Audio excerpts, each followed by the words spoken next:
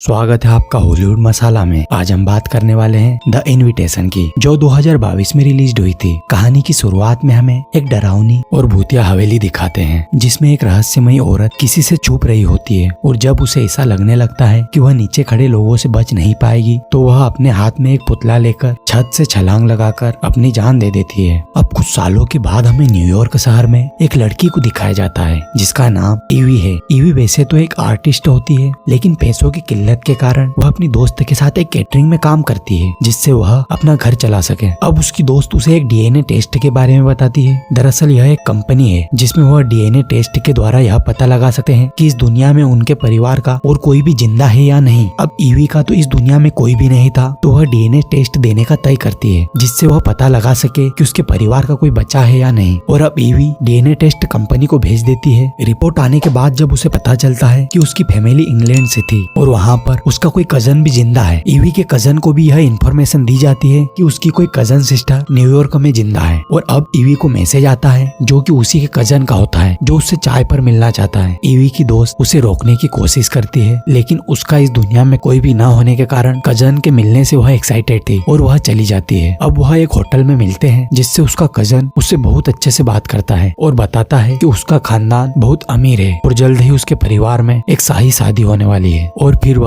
EV को शादी के लिए इनवाइट करता है, लेकिन ईवी कहती है कि वह इंग्लैंड का टिकट अफोर्ड नहीं कर सकती। फिर वह कजन कहता है कि इसकी चिंता तुम मत करो, और फिर टिकट भी वही कर देता है। अब कुछ दिनों के बाद ईवी प्लेन में बैठकर इंग्लैंड चली जाती है और उसका कजन इसे एयरपोर्ट पर रिसीव करने आता है। और जिसके बाद ईवी को उसका कजन एक हवेली में ले जाता है जहाँ पर शादी थी, और उसका कजन अपने परिवार के साथ रुका था। अब वह बहुत सारे नौकर भी दिखाता है जो उसके लिए काम करते थे। ईवी का कजन हवेली के मालिक वॉल्टर से भी मिलवाता है, जिससे ईवी कुछ बातें कर अंदर चली जाती है। ईवी अंदर पहुंचते ही शानदार हवेली का नजारा देखकर खुश हो जाती है। अब ईवी को एक सर्वेंट दी जाती है जो उसे उसका कमरा दिखाती है और यहाँ के नियम बताती है, और कहती है कि लाइब्रेरी में घुसना सख्त मना है, और अगर कुछ भी चाहिए हो तो बाहर मत आना, सिर्फ बेल बजा देना, मैं आपकी सेवा के लिए हाजिर हो जाऊंगी। अब ईवी खिड़की पर नुकीली रोड को देखती है और पूछती है कि यह किस लिए है, तो सर्वेंट जवाब देती है कि यह सिर्फ परिंदों के लिए है, ताकि वह अंदर न आ सके। ईवी अब अपनी दोस्त से बात करती है और उसे बताती है कि वह यहाँ बहुत खुश है, और ऐसी जिंदगी के बारे में मैंने सपने में भी नहीं सोचा था। अब रात को वोल्टर भी उसके कमरे में आता है और ईवी से पूछता है सब कुछ ठीक तो है ना। दरअसल वह ईवी पर लाइन मार रहा था। अब ईवी जब रात में सोती है तो एक डरावने सपने के कारण उसकी नींद खुल जाती है और प्यास लगने के कारण वह बाहर आती है, जिसके बाद वह देखती है कि सभी काम करने वाले एक लाइन से खड़े हैं और उसमें से एक को लाइब्रेरी की सफाई करने के लिए अंदर भेजा गया है। तभी वहाँ ईवी की प्राइवेट सर्वेंट आ जाती है और उसे कहती है कि आपको यहाँ नहीं आना चाहिए था, मैं आपके लिए पानी लाती हूँ, और ईवी को अंदर भेज देती है। अब हमें दिखाया जाता है कि जो लड़की लाइब्रेरी में गई थी वो सफाई कर रही होती है। तभी ऊपर एक लटकी हुई आत्मा उसे अपने साथ ले जाती है और मार डालती है। अब अगली सुबह हमें दिखाया जाता है कि वोल्टर ईवी के लिए एक खूबसूरत सी ड्रेस भेजता है, क्योंकि यहाँ पर जो शादी हो रही थी उसकी आज रात में पार्टी है। सबसे हैरान करने वाली बात यह थी कि ईवी ने अभी तक किसी भी दुल्हन को नहीं देखा था। अब रात में ईवी पार्टी में जाती है, तब उसकी दो लड़कियों से मुलाकात होती है, जिसमें से एक तो उससे अच्छे से बात करती है, लेकिन एक अपना एटीट्यूड दिखाकर उसे नजरअंदाज कर देती है। तभी वहाँ वोल्टर भी आता है और ईवी को डांस के लिए इनवाइट करता है, जिससे ईवी को भी बहुत अच्छा लगता है। जिसके बाद यह दोनों वॉक पर चले जाते हैं। तभी ईवी उस अजीब इमारत को देखती है और उसके बारे में पूछने लगती है। तब वोल्टर उसे बताता है कि पहले इस इमारत को सामान के लिए इस्तेमाल किया जाता था, लेकिन अब इसे इस्तेमाल नहीं किया जाता। जिसके बाद ईवी अपने कमरे में जाकर सोने लगती है, लेकिन तभी उसे अजीब सी आवाजें आने लगती है और ग्लास पर उसे एक खौफनाक हाथ दिखता है, जिससे ईवी डरकर बेड के नीचे छुप जाती है। ईवी की आवाज सुनकर वॉल्टर भी वहाँ आ जाता है और उसे समझाने लगता है कि शांत हो जाओ, यहाँ पर कोई भी नहीं है, और उसे डर ना लगे इसलिए ईवी वॉल्टर को वहीं रुकने का कहती है। वॉल्टर मान जाता है। अब सुबह जब ईवी की नींद खुलती है तो वॉल्टर वहाँ से जा चुका था। अब ईवी के पास वही दो लड़कियां आती है जो उसे पार्टी में मिली थी और उसे अपने साथ तैयार होने के लिए ले जाती है। अब वह ईवी के नाखून काटने लगती है, लेकिन तभी गलती से ईवी की उंगली कट जाती है और उसमें से खून निकलने लगता है, जिससे वह लड़की अपना कंट्रोल खोकर ईवी का खून चूसने लगती है। ईवी को यह सब अजीब लगता है और उस जगह से चली जाती है, और अब ईवी को शक होता है कि कुछ तो अजीब है। जिसके बाद वह लाइब्रेरी में जाती है जहाँ उसे जाने से मना किया था। ईवी लाइब्रेरी में अपनी सारी डिटेल्स देखकर चौंक जाती है। इन डिटेल्स को वॉल्टर ने ही वहाँ इकट्ठा किया था। अब ईवी वहाँ से जाने लगती है। अब वॉल्टर वहाँ आता है और उसे कहता है कि हाँ, मैंने ही तुम्हारी डिटेल वहाँ रखी है क्योंकि मैं तुम्हें पसंद करता हूँ, और मैं यह नहीं चाहता था कि मैं किसी भी लड़की को अपनी जिंदगी में शामिल करूँ, क्योंकि बहुत सी लड़कियां उसे सिर्फ दौलत के लिए ही पसंद करती है। अब ईवी भी वोल्टर को पसंद करने लगी है और वहाँ रुक जाती है। अब रात के खाने पर सब इकट्ठे होते हैं और वोल्टर ऐलान करता है कि वह ईवी से शादी करने वाला है। ईवी को थोड़ा अजीब लगता है लेकिन वह भी अंदर ही अंदर खुश होती है। तब वोल्टर मेहमानों को कहता है कि अभी तक आपने जो मेरी मदद करी मैं उसके लिए शुक्रगुजार हूँ और अब मुझे मेरी तीसरी पत्नी भी मिल चुकी है जिससे मेरी ताकत और बढ़ जाएगी। और वोल्टर टेबल पर रखा खून पीने लगता है। ईवी अब समझ चुकी थी कि वोल्टर एक वेम्पायर है और यह